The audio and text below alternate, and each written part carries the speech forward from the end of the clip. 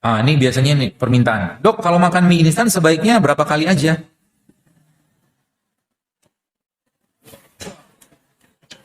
Yakin mau?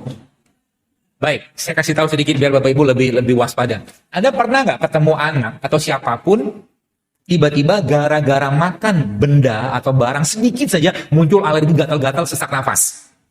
Anda tidak akan pernah tahu dari bahan kimia mana dan berapa banyak itu bisa menyebabkan badan kita masalah. Apalagi kalau badannya sudah clean. Nah, kalau saya pengen boleh nggak makan begini? Coba cari yang less kimianya gitu. Kalau udah mie instan, saran saya sih jangan. Kalau Anda lagi misalkan lagi apa ya?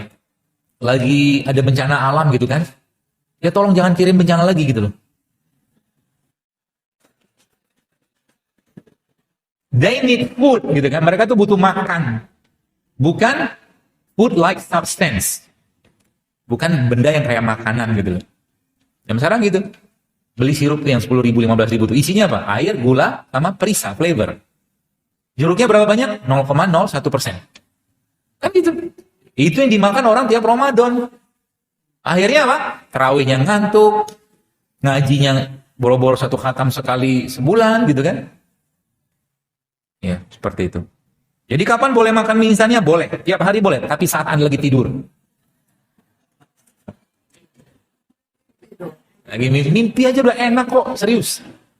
Mimpi saja gitu kan. Ya Allah enak banget. Nanti kalau udah masuk surga. Saya nggak tahu di surga nanti ada mie instan apa nggak tahu. Tapi saya feeling saya nggak ada deh. Karena di sana makannya sehat-sehat semua kan. Ada jahe, ada kurma, ada anggur, ada susu gitu kan. Ada khamar yang tidak memabukkan. Entahlah kalau ada cireng. Surga Allah alam. Makanya saya sering bilang, supaya di surga nanti nggak kaget mulai sekarang, makanlah makanan penghuni surga. Kan di Quran itu banyak sebutin. Delima, anggur, kan gitu kan. Jadi nanti ketika kita di surga makan gitu kan nggak bingung gitu loh. Judulnya kan kita kan manusia surga. Nenek moyang kita kan Nabi Adam alaihissalam kan manusia surga. Gitu loh.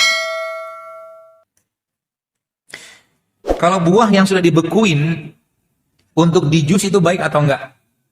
Kalau dibandingkan dengan fresh buah, enggak baik. Kecuali Anda pengen bikin smoothie yang dingin. Tapi kalau smoothie yang dingin, saran saya mendingan ambil buah yang fresh, kasih es. Kan jadi juga. Gitu loh. Tapi ini bukan baik, dia tetap lebih baik ya. Maksudnya dibandingkan dengan kita makan makanan kemasan, tetap lebih. Tapi saran saya sih lebih baik yang fresh. Lebih baik yang fresh. Dalam pembuatan rimpang-rimpangan itu lebih baik itu seperti apa? Diseduh atau dibikin seperti air? Paling gampang tuh dicemplungin ke air kalau saya sih. Yang saya dapatkan dari guru saya. Karena kalau dalam air maka otomatis kita makan seluruhnya. Ya kalau dipanaskan dikhawatirkan kalau kita lupa ngangkat atau matikan kompornya hilang beberapa bahan di situ. Ya, panaskan begitu. Jadi kayak kunyit-kunyit itu nggak boleh lama-lama juga. Jahe juga nggak boleh lama-lama. Saya lupa detailnya tapi maka saya bilang daripada ribet mendingan cemplungin aja ke air. Terekstraksi sempurna dia. Manfaatnya sama nggak? More less lah, kurang lebih sama. Ya. Cuma mungkin secara kehangatan mungkin akan beda. Berarti kalau kita bikin infus water itu dipanasin sebentar boleh nggak? Boleh, nggak masalah. Tapi jangan mendidih. Ya. Ya. Atau mungkin Anda campurkan sedikit dengan air hangat, nggak masalah juga. Banyak nggak Bapak Ibu yang sudah mendapatkan manfaat dari air nano itu? Banyak kan? Banyak keluhan Anda hilang nggak? Bapak-bapak nggak ngerjain kayaknya nih. Ada jawaban. Karena nggak disiapin sama istrinya. Kalau punya istri.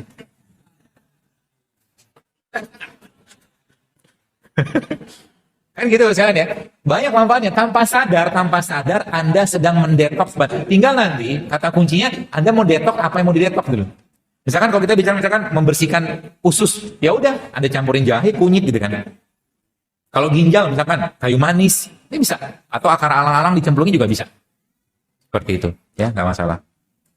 Dan yang saya pahami, yang saya dapatkan informasi dari waktu saya belajar itu ya itu mulai terekstraksi itu di 6 jam. Jadi kalau Bapak Ibu nyemplungin kayak misalkan jahe gitu kan, itu 6 jam dia sudah mulai keluar bahan aktifnya dalam air tadi, 6 jam.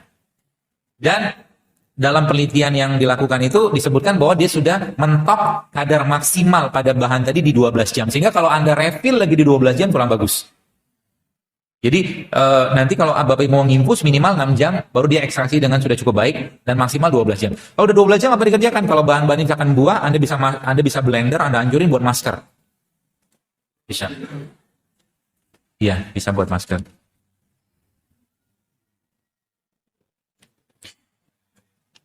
Bisa dijelaskan kembali tentang promil, karena di Instagram gua masih kurang mengerti. Perasaan sudah detail banget deh yang di promil JSR 1234 itu. Intinya, benerin tanahnya, banyakin puasa, kasih asupan yang baik untuk tanah. Kenapa? Dalam Al-Quran kan Allah bilang, dan istri-istrimu, kata Allah, adalah ladang tempat engkau bercocok tanam. Artinya, digambarkan di situ ibarat sebuah ladang pertanian. Jadi kalau mau hamil gitu kan, maka otomatis anaknya ini harus bagus. Bibitnya, spermanya harus bagus. Yang nanam itu pun harus dalam kondisi gembira. Makanya waktu berhubungan suami istri harus happy. Kalau punya istri atau suami. Gitu. Jadi, dan sehingga Allah memberikan kepada kita, Rasulullah juga mengajarkan kepada kita, memberikan petunjuk kepada kita, ada waktu-waktu tertentu yang sangat baik untuk berhubungan suami istri.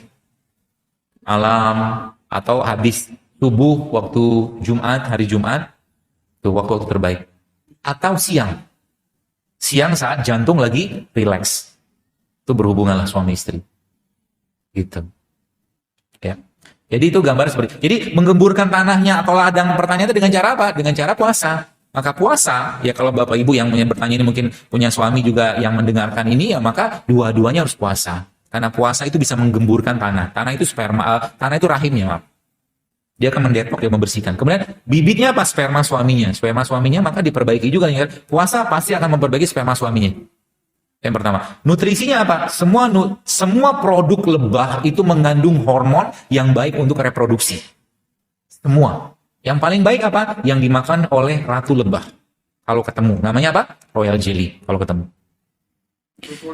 Royal jelly habis itu ada di bawahnya royal jelly itu yang kandungannya tidak kalah bagus itu adalah bee pollen. Bee pollen. Bee pollen itu juga mengandung, jadi madu juga mengandung hormon. Madu juga mengandung hormon. Ya, seperti itu. Jadi itu polanya sih ya. Termasuk habatus sauda juga bisa dikonsumsi.